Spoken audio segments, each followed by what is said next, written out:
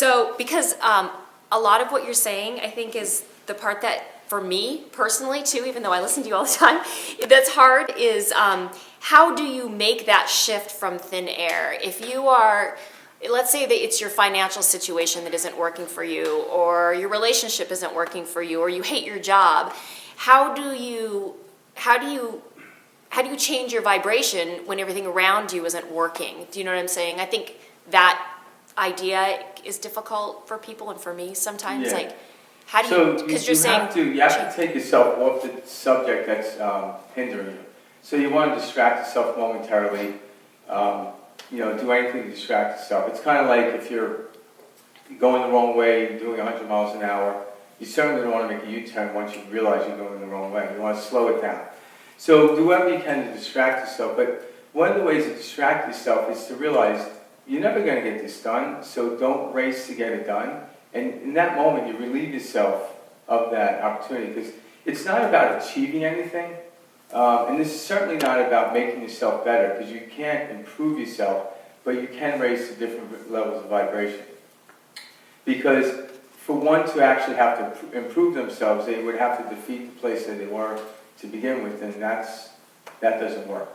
So to answer your question, when you can you repeat the question again? well, like, how do you get this new perspective? How do you have this vibrational shift when you can't see past the fact you can't pay your bills, or you can't see past the fact that then it's like, oh, well, just change your vibration towards it. But sometimes that's just so hard if you're... Well, once you distract yourself and get to more of a neutral place, you have to understand that the greatest gift we were given, one of them, is imagination. So what imagination allows you to do is place yourself from the place. So argument's sake, let's go something grand here. If you could sit there and imagine yourself winning the lottery, $100 million. And in that brief moment, when you truly immerse yourself in it, you'll raise your frequency of vibration. And from that place, if you actually hold on to that frequency again, the first thing you might be to do is get off the couch and go to the gym. So now you're ramping your energy, and you take the easiest thing to do, so you act on it as best you can at that moment. And when you start doing that, you actually pick up momentum in that side, so you start to raise your vibration. And as you raise your vibration, you see things clearer, and then you can actually see how you'll pay your bills if you're down. But from the place of not paying your bills, that's all you can ever see. So we have to learn to distract ourselves, and the best way is like, this too shall pass. Because telling someone to think positive when they're not in that positive place is literally like being in the passenger seat of a car doing 100, saying, make a U-turn. It's not going to work out for anybody. So distraction into yourself is, this too shall pass. I don't need to prove anything. And that slows the momentum of the negativity down.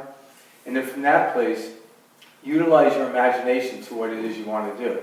Because your imagination would be like in a GPS. Like when you put the address in and that red pin's there? When you see that blue line come back to where you are, that's what it is. So you put yourself as that red pin, and then you imagine what it would be like to come. But most people want to know what it's like to go from here to there. Like, you must go there and then create the path, because then you can see it. So when you're at the mountaintop, you can see the road, but eventually you have to get off the mountaintop to make the ride.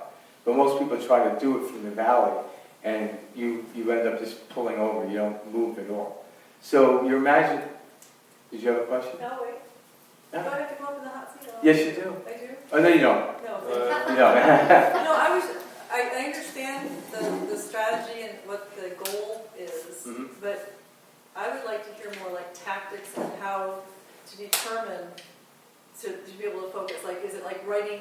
To me, it seems like you write down what you really want to accomplish and all the pros and cons to doing that. Isn't that maybe a good tactic? That's a very good tactic. Now, one of the reasons you have to ask yourself, why is it that I want to achieve this goal? Why do I want the money? Why do I want the big house? And it's one reason only, is I'll feel better. So by actually imagining you already have it, that feeling better already generates the feeling in which you had. So therefore, the goal, because once the goal becomes severe, you won't reach it. It's just too much pressure.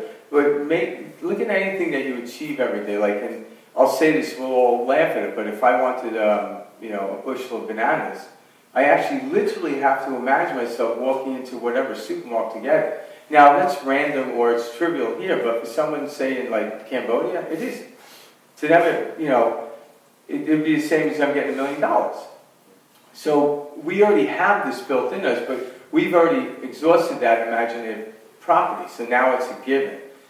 The universe does not decipher the difference between a button and a castle. We do. So when you put too much pressure on having to achieve the goal, it's going to be tough going. Most people that achieve extraordinary goals, when they step onto that platform, it was the next logical step. It was like walking into the grocery store, putting the bananas on the thing. So it's about working yourself up to that point. Because most people that are successful, they've passed the very success in which they started out before they realize they're there. Because you have to make it not that important. And people say, well, it is, but it really isn't. But what's important is the generate aspect of what we like to do. What real success is the energy flowing through us. Because if you have a desire and you don't act on it, you create resistance in the body, and that's how all disease starts. But when you're actually moving towards it, the energy's flowing through you like a copper wire with no resistance. There's no heat in there. But once we create resistance because I can't, I cannot do, that desire does not disappear.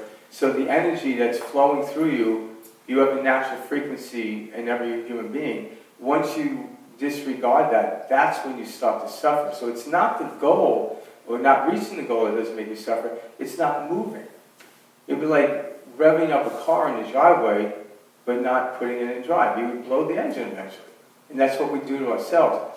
So the goal is, it's one complete kit. So some people in the spiritual world will say, it's not about the destination, it's the journey. But the reality, I'll be like saying breathing in is better than breathing out. You can't. The destination and the journey are one complete kit. You cannot separate the two. And once we understand that, I need the journey to get in the car to actually do my fluid driving. So that's what you do. Just know that when you're moving towards it, that excitement that generates you. Because the truth is, whenever we succeed at something or create something, the one thing we love to do is what? Tell the story. So say I just did it like that, there'd be no story. So it's about the ride of the journey, that point, but it's about every point of it. It's about the start of it, and the start is, I don't like where I am, and most people don't like where I am because they hung around there too long. It has nothing to do with the place. Because the place once was a desired place. That's why you went there.